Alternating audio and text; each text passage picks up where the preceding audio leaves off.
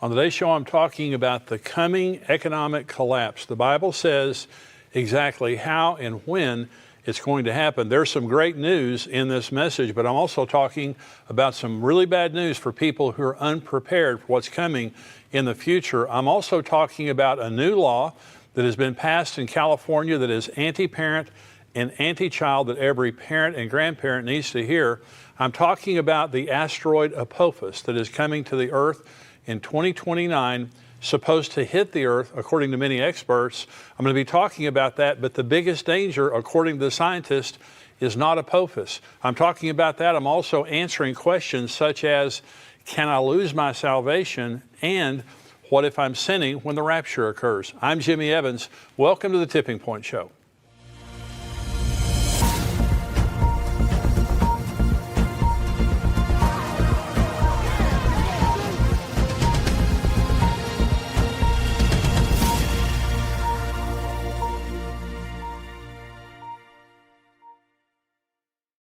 Welcome to the Tipping Point Show. I'm so glad that you've joined me today.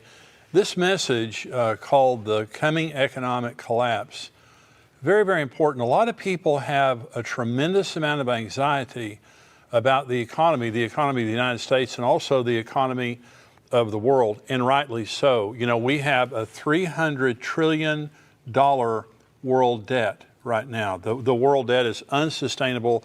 America is almost $29 trillion in debt. And this is growing very rapidly. Of course, you know, the Congress right now is trying to get something passed that would increase $3 to $4 trillion of the national debt, which would just be unbelievably bad. But the debt is unsustainable, growing around the world very rapidly. I think also we have increasing chances of worldwide famine. And I'm now quoting from Israel 365 News. It says, United Nations World Food Program won the Nobel Peace Prize. Its executive director, David Beasley, took the opportunity to warn that without drastic measures fueled by a massive influx of funding, the world faces famines of biblical proportions in 2021. Now, this is the leader of the United Nations Food Organization, and he's saying without drastic measures and a huge influx of spending, we're looking at famines of biblical proportions this year in 2021. China's having crop failures. We have huge droughts happening in the western United States, especially the southwestern United States is experiencing the worst drought in 1,200 years. And so crops around the world are being affected. China cannot feed its own people, and they're importing food from America and all over the world. And so any disruption in the food supply, and we already see supply chain problems all over the world related to food and many other items. And so we also have skyrocketing inflation, tremendous inflation going on right now, and experts are saying it's only going to get worse in the future. So you look at all that's happening in the world today and you say, what's going to happen? You know, are we looking at an impending economic collapse? Well, I'll tell you exactly what the Bible has to say. There's some extremely good news and there's some extremely bad news. And the pre-rapture economics is the first thing I want to talk about. And that is, before the rapture occurs, Jesus tells us exactly what the economy will be. Now, he doesn't give every nation's economy. There can be recessions, there can be depressions, there can be ups and downs in any economy, but he gives us a picture of the world that it's going to be like when he returns. This is Luke 17. He said to the disciples, the days will come when you will desire to see one of the days of the Son of Man, and you will not see it. And they will say to you, look here or look there. Do not go after them or follow them. For as the lightning that flashes out of one part under heaven shines to the other part under heaven, so also the Son of Man will be in his day. Now that's the rapture that he's describing. But first he must suffer many things and be rejected by this generation. And as it was in the days of Noah, so it will also be in the days of the Son of Man. Now listen, they ate, they drank, they married wives, they were given in marriage until the day that Noah entered the ark, and the flood came and destroyed them all. Likewise, as it was in the days of Lot, they ate, they drank, they bought, they sold, they planted, they built. But on the day that Lot went out of Sodom, it rained fire and brimstone from heaven and destroyed them all. Even so will it be in the day when the Son of Man is revealed. In that day, he who is on the housetop and his goods are in the house, let him not go down to take them away. And likewise, the one who is in the field, let him not turn back. Remember Lot's wife. Whoever seeks to save his life will lose it. Whoever loses his life will preserve it. I tell you, in that night there will be two men in one bed. One will be taken, the other left. Two women will be grinding together. The one will be taken, the other left. Two men will be in the field. The one taken, the other left. And so Jesus tells us, as it was in the days of Lot, so it will be in the days of the coming of the Son of Man. They bought, they sold, they planted, they built, they married, they were given in marriage. And so there are, according to this text, there are four parallels according to Noah and Lot in the last days that we're living in. And the first is worldwide rebellion to God. Noah and Lot lived in a very rebellious culture to God. In fact, Noah and Lot did not have any people that they took with them. They didn't have anyone that they led to God through that. And that's not saying that people aren't getting saved in the day that we're living in today, but I'm just saying the world was in total rebellion to God like the way we see it is today. There was also a righteous remnant living for God and preparing for judgment. In Noah's case, he was building an ark. And that ark carried him above the judgment the way we will be at the rapture. Lot went out of Sodom to prepare for the judgment that was coming. Lot went out, and Sodom was not judged until he was out. And you have to remember, Jesus uses Noah and Lot as his examples. Both of those men were taken out of judgment before it came. Noah got on the ark before the judgment came. Lot went out of Sodom before it came. But the third parallel is economic and social normalcy. Jesus could have very easily said, people will be starving to death, there won't be any economy, people will be bankrupt. In other words, what he's describing, buying, selling, marrying, giving in marriage, planting, building, all of those things mean, there's going to be social and economic normalcy. It doesn't mean that there's not going to be some shaking and things like that. The fourth parallel is the faithfulness of God to rescue the faithful and the righteous from judgment. God is going to be faithful. He is coming for us. He's not going to leave us here. So I want to say what we're seeing in the world today is the setup for the Antichrist system, is the setup for the economy during the tribulation. First of all, we're seeing a one world government. I think there was over 100 nations, about like 137 nations last week that all agreed together about the corporate tax. And so what we're seeing is now, this amalgamation of nations adopting the same laws and practices. We're seeing the emergence of a one world economy. We're seeing the emergence of a cashless system. COVID has caused cash to be rejected around the world because of the germs that it carries. And the United States government, the Federal Reserve, is talking about now having a digital currency. China is coming out with a digital currency. Most of the currency of the world today, the vast majority of the currency of the world today, is non-cash currency. It's electronic currency. So what we're seeing, the supply chain problems, all of this is setting up for a coming economic collapse. And I'm saying if you're a believer, now I believe that we need to be careful. Financially, personally, we need to be conservative. We need to be careful because we're living in very uncertain times. But what I'm saying is, I have heard doomsdayers for the last 40 years. Since I have been teaching on Bible prophecy, I've heard doomsdayers come out and they talk about this, economic collapse is coming in the next 6 months or the next 3 months or next year or something like that. And in almost every case, they're selling something or they have something to gain through their doomsday message. And I call them prophets for profit. Is they're out there telling their story about what's about to happen, but it's not true, and it hasn't happened. We had 2001, we had 2008, we had things like that, but people were still eating. People still had the basics of life. They were still buying, selling, marrying, giving in marriage, planting, and building. Okay, but there's coming a time now, the Bible tells us that there is coming a time on the earth when there is going to be a total economic meltdown. It's called the tribulation. Let's go to the book of Revelation, and this is chapter 6. Now remember, in the book of Revelation, there are many judgments, but basically you have the seal judgments that begin the tribulation. You have the trumpet judgments right behind that, and then you have the worst judgments of all, which are the bowl judgments that occur just before the second coming. The rapture happens at the beginning of the tribulation. The second coming happens at the end of the tribulation. So the beginning of the tribulation is Revelation chapter 6. And the seals begin to break. This is when the economic collapse comes. This is Revelation 6, verse 1. Now, when I saw when the Lamb opened one of the seals, and I heard one of the four living creatures saying with a loud voice, with a voice like thunder, "Come and see." And I looked, and behold, a white horse. He who sat on it had a bow, and a crown was given to him, and he went out conquering and to conquer. This is the Antichrist. This is a false Christ. He's on a white horse. He looks like a savior, but he comes to take peace from the earth, and he does. Seal 1 is the Antichrist arrives on the scene and takes control of the world and the economies of the world. Now, the first half of the tribulation, the first 3.5 years of the tribulation, are the rise of the Antichrist. And by the middle of the tribulation, this is Revelation 13, he takes control of the economies of the world. This is Revelation 13, begin verse 16.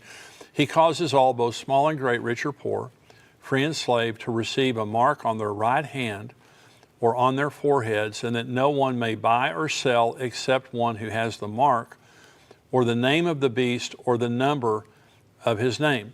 And so the first thing that happens to the economy is the Antichrist begins to gain control over the economy. This is the second seal. This is verse 3. When he opened the second seal, I heard the second living creature saying, "Come and see." Another horse, fiery red, went out, and it was granted to the one who sat on it to take peace from the earth, and that people should kill one another, and there was given to him a great sword. And so the second seal is a spirit of violence and murder, such as the world has never seen, disrupting societies around the world. Now, you think when you see right now what is happening with all the school shootings, church shootings, mass violence, all the murders that are happening, across America and around the world, you think this is a violent world? This is nothing compared to the tribulation. The societies around the world will be disrupted by the violence. God is going to remove peace from the earth, and all hell breaks loose. The third seal, and the economy continues to collapse with every seal. This is verse 5. When he opened the third seal, I heard the third living creature say, "Come and see." So I looked, and behold, a black horse, and he who sat on it had a pair of scales in his hand. And I heard a voice in the midst of the four living creatures saying, "A quart of wheat for a denarius, and 3 quarts of barley for a denarius, and do not harm the oil and the wine." A denarius was a day's wage. And so a quart of wheat or 3 quarts of barley, this was enough to keep you alive for the day. And so what is being said here is scarcity and famine is coming to the earth. That's what the black horse is announcing. And it's saying it's going to take you a day's wage to stay alive if you have that much money. And there's going to be, it says, don't harm the oil and the wine. Now, there's different ways you can interpret that, but here's the way I interpret it. There will be luxuries available, but not the necessities. People are going to be dying in mass during the tribulation, and they're going to be leaving luxury items around their house and things like that. So if you want to drink wine, great, that's fine. Do you want to have some oil there to put on your skin, or maybe to include in your food, or to light a lamp or something like that? That's, by the way, this is talking about olive oil. This isn't talking about petroleum. When it says don't harm the oil or the wine, it's just talking about luxury items that will be available, but the necessities won't. Here's the fourth seal. When he opened the fourth seal, I heard the voice of the fourth living creature.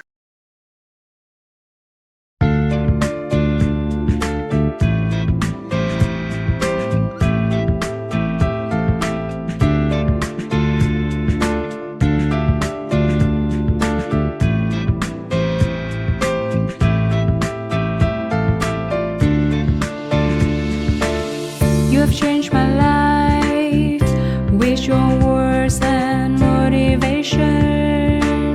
You helped me to become a better person. I feel so great about your love. Never felt that before. You have changed my life with your words and motivation. You helped me to become a better person. I feel so great about your love. Never felt that before. You are not only good by heart, but you also have a good soul. I'm lucky to find someone as wonderful as you are. I am so thankful to you for coming in my life and making it so nice.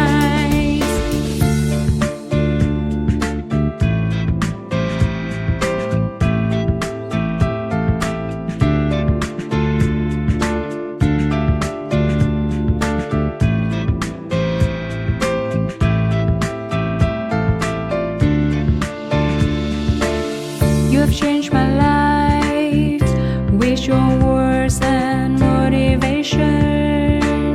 You helped me to become a better person. I feel so great about your love. Never felt that before. You have changed my life with your words and motivation. You helped me to become a better person. I feel so great about your love. Never felt that before. You are not only good by heart, but you also have a good soul. I'm lucky to find someone as wonderful as you are. I am so thankful to you for coming in my life and making it so nice. You are not only good by heart, but you also have a good soul. I'm lucky to find someone as wonderful as you are. I am so thankful to you for coming in my life and making it so nice.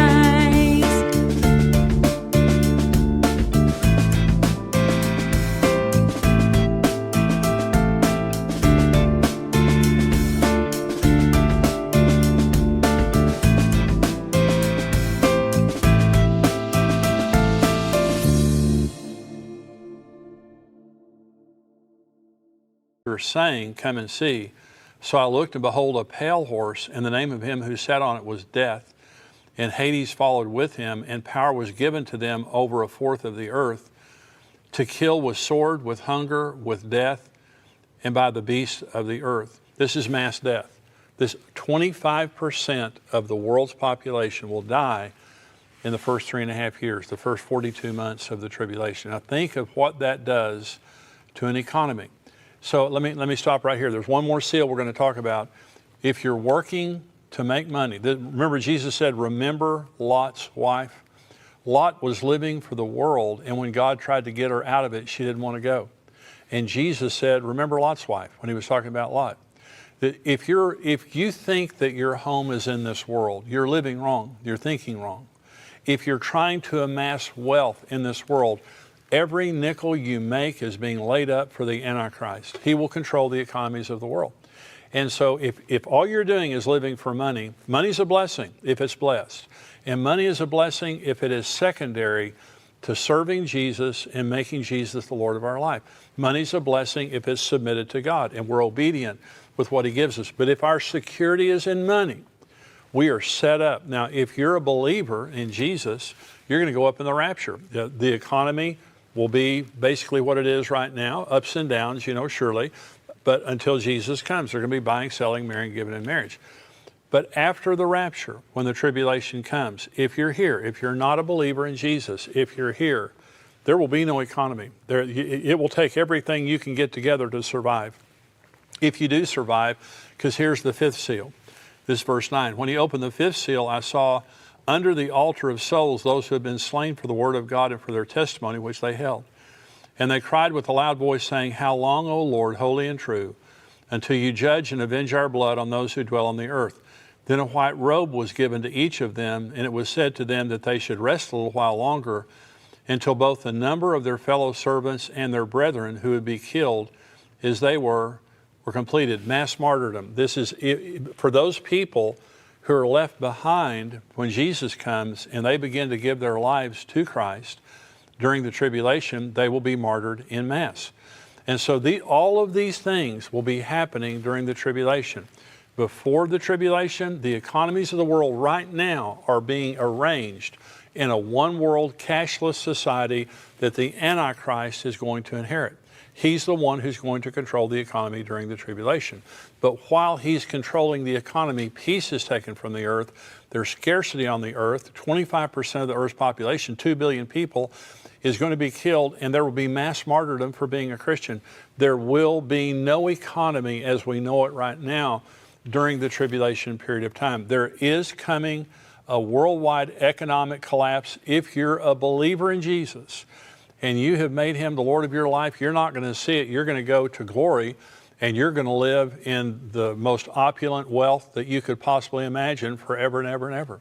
If you're not a believer in Jesus, this is the time to make Jesus the Lord of your life. You can have economic security, you can have eternal security in Jesus, and all you have to do is just say, Jesus, come into my heart.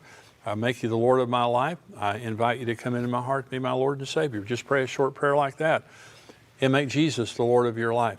We're going to go now to the subscriber portion of our program. If you're not a subscriber at endtimes.com, I want you to become a part of our community. And you know, not only do you get the full Tipping Point show, you get the articles that come out all week long.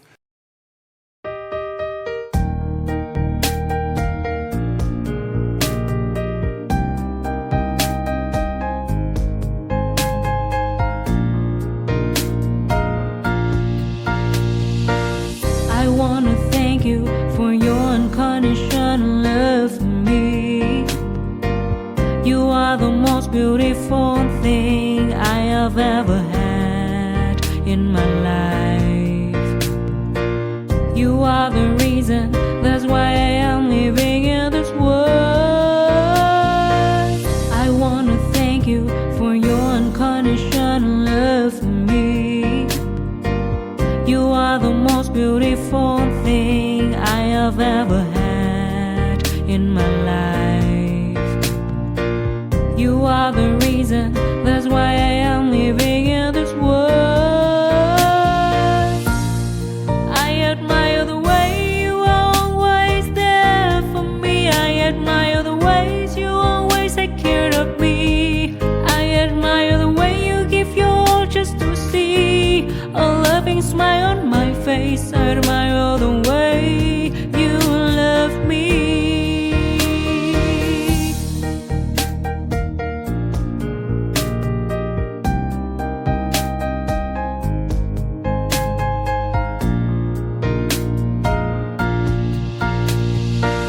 I want to thank you for your unconditional love for me.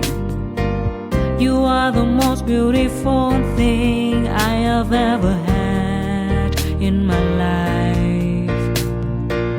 You are the reason, that's why I am living in this world. I admire the way you are always there for me. I admire the ways you always take care of me. I admire the way you give your all just to see a loving smile on my face. I admire the way you love me. I admire the way you are always there for me. I admire the ways you always take care of me. I admire the way you give your all just to see a loving smile on my face. I admire the way you love me.